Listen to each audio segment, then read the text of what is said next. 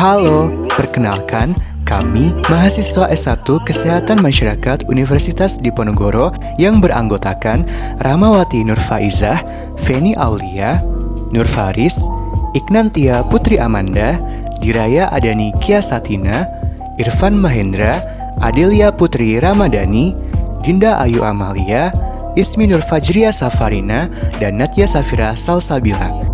Di sini, kami akan menjelaskan tentang masalah gizi seimbang. Pengertian gizi seimbang. Menurut KBBI, gizi adalah zat makanan pokok yang diperlukan bagi pertumbuhan dan kesehatan badan, sedangkan bergizi adalah mengandung gizi.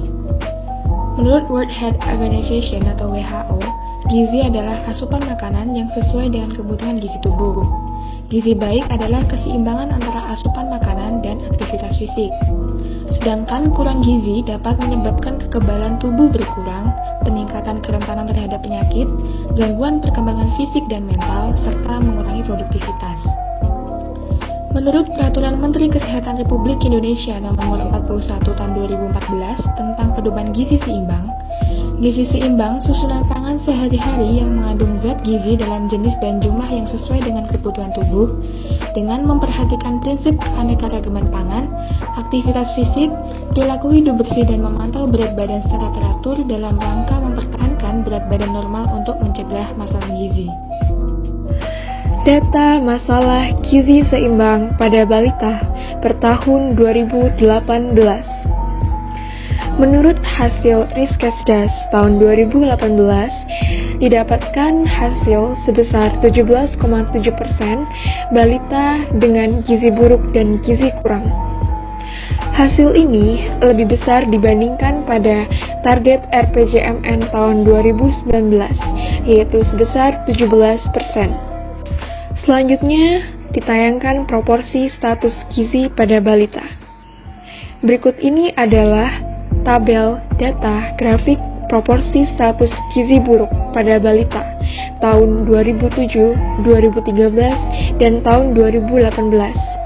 Angka tertinggi berada pada tahun 2013, yaitu sebesar 5,7.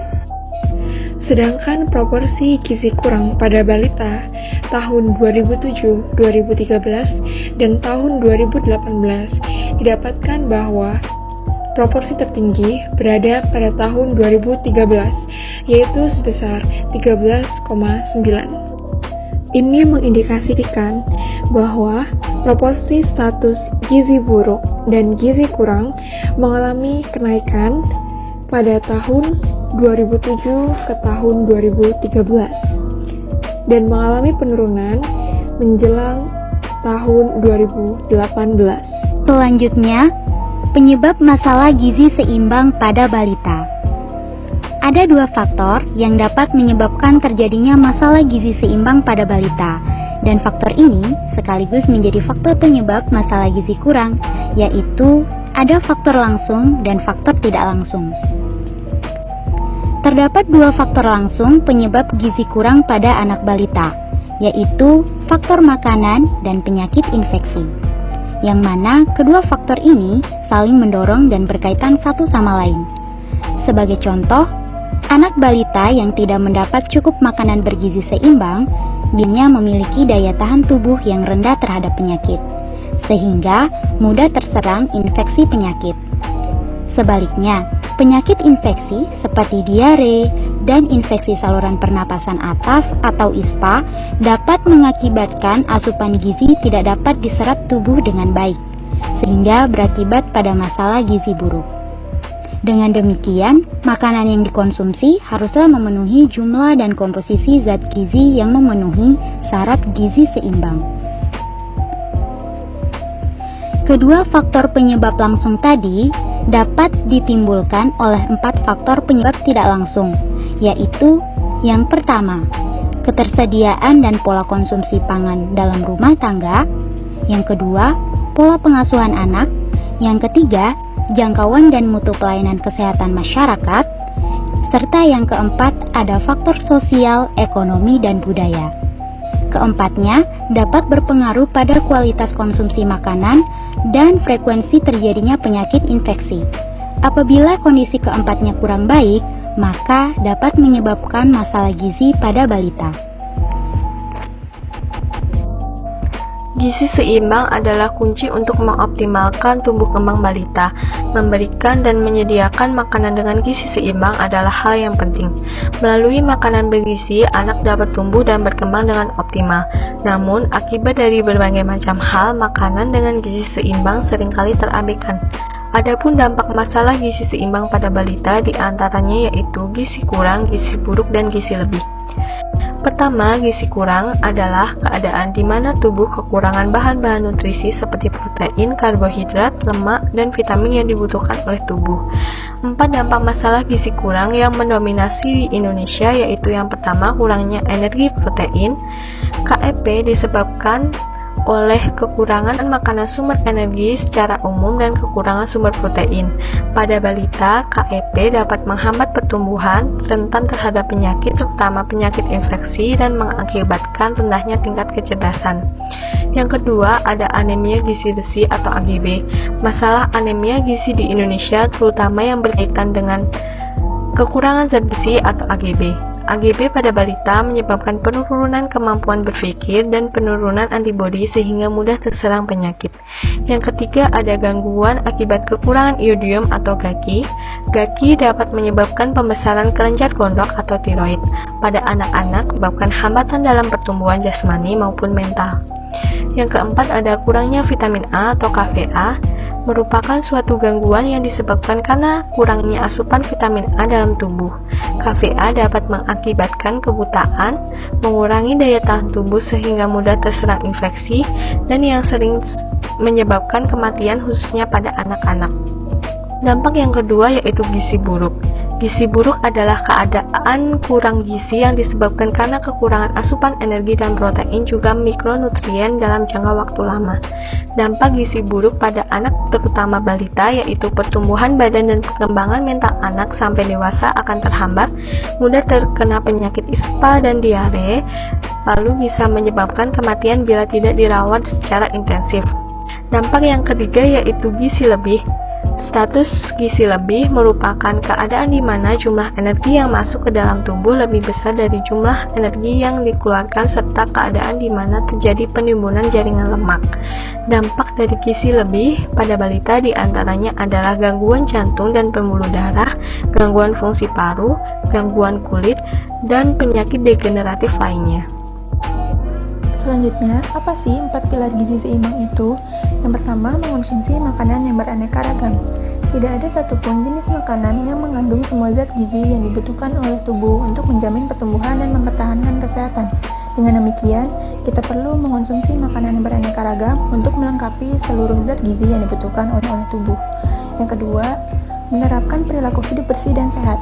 Perilaku hidup bersih sangat berkaitan dengan prinsip gizi seimbang, yaitu dengan membiasakan mencuci tangan menggunakan sabun saat akan menyiapkan makanan, saat akan makan, dan setelah buang air kecil maupun buang air besar.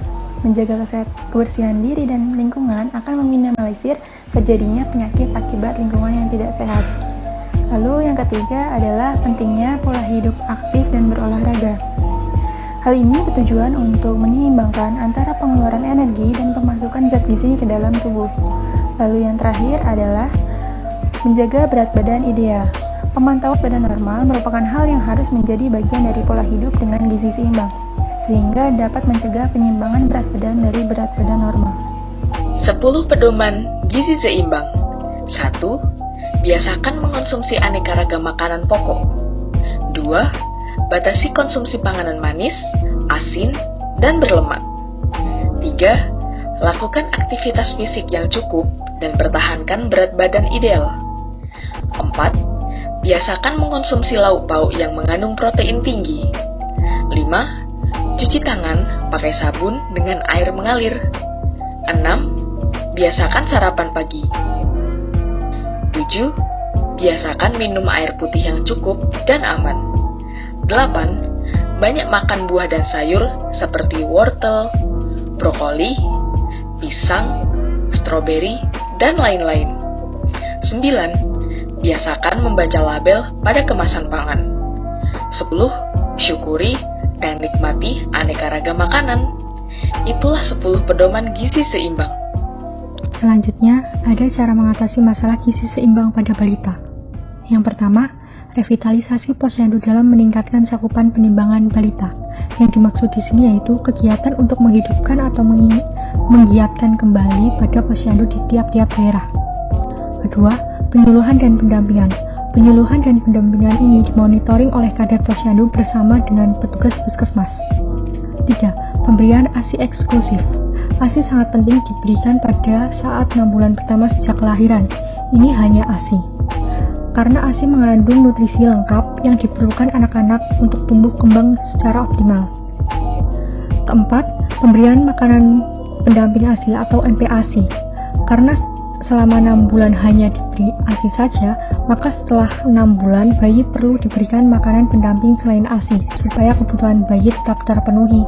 Tahapan pemberian makanan pendamping yaitu 6-7 bulan diberikan makanan lunak dan cair seperti bubur susu dan biskuit. Kemudian dapat diberikan buah-buahan seperti pisang, jeruk, labu, dan pepaya. Yang penting itu buah-buahan yang lunak dan mudah dicerna. 8-9 bulan, berikan bubur saring. Dapat diberi bubur dengan jumlah minimal 8 sendok makan untuk sekali makan. Kenalkan makanan selingan seperti bubur kacang hijau, puding dari susu serta buah atau biskuit. 10-12 bulan, mulai mengenalkan makanan keluarga secara bertahap. Bentuk dan kepadatan nasi tim diatur secara berangsur mendekati makanan keluarga. Jadi perkenalkan dengan beraneka ragam makanan. 5. Peningkatan akses dan mutu pelayanan gizi melalui tata laksana gizi buruk di puskesmas, perawatan, dan rumah sakit.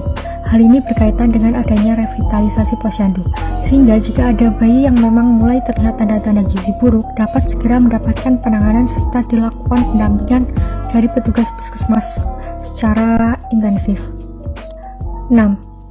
Penanggulangan penyakit menular dan pemberdayaan masyarakat melalui keluarga sadar gizi atau kadarsi. Ini merupakan salah satu upaya yang dapat dilakukan oleh kadar posyandu dan petugas puskesmas dalam melakukan penyuluhan di masyarakat. Berbagai upaya telah dilakukan pemerintah untuk mengatasi masalah gizi dalam rangka mencapai keadaan gizi seimbang, terutama bagi balita. Salah satu kebijakan nasional dalam upaya perbaikan gizi masyarakat tertuang dalam Undang-Undang Nomor 36 Tahun 2009. Upaya perbaikan gizi ditujukan untuk peningkatan mutu gizi perorangan dan masyarakat. Selain itu, untuk mempercepat perbaikan gizi, pemerintah mengeluarkan Peraturan Presiden Nomor 42 Tahun 2013 tentang Gerakan Nasional Percepatan Perbaikan Gizi yang fokus pada 1000 hari pertama kehidupan. Gerakan ini mengedepankan upaya pemerintah, partisipasi masyarakat, dan kepedulian pemangku kepentingan secara terencana. Tujuannya untuk mempercepat perbaikan gizi masyarakat dengan prioritas pada 1000 hari pertama kehidupan. Sasaran global tahun 2015 disepakati.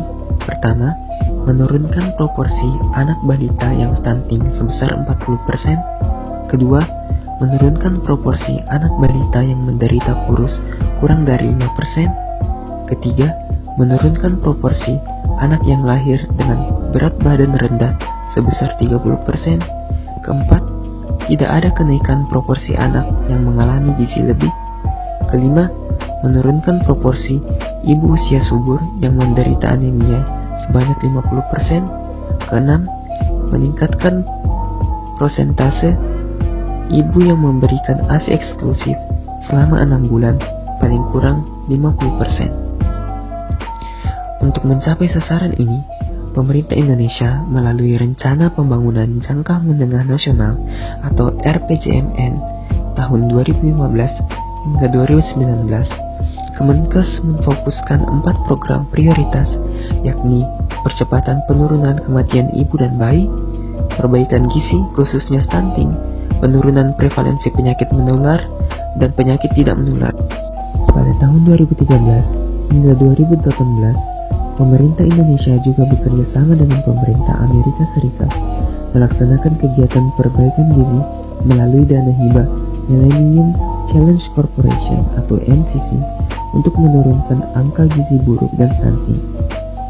Dana hibah ini berupa program kesehatan dan gizi berbasis masyarakat atau PKGBM dalam rangka mencapai keadaan gizi seimbang.